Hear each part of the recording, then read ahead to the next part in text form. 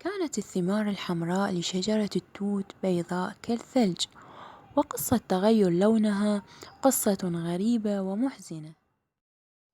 ذلك أن موت عاشقين شابين كان وراء ذلك، فقد أحب الشاب بيراموس العذراء الصغيرة ثيسبي، وتاق الاثنان إلى الزواج، لكن أهلهما رفضوا ذلك ومنعوهم من اللقاء.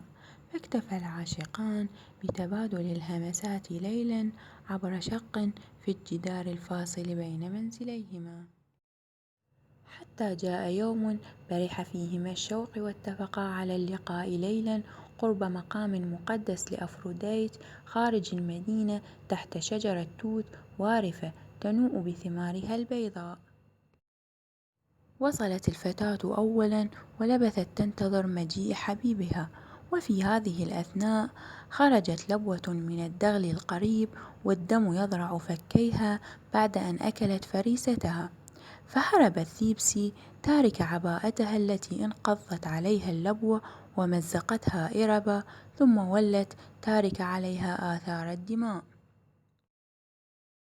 حضر بيراموس ورأى عباءة ثيسبي، فاعتقد بأن الوحش قد افترس حبيبته، فما كان منه إلا أن جلس تحت شجرة التوت وأغمد سيفه في جنبه، وسال دمه على حبيبات التوت ولونها باللون الأحمر القاني.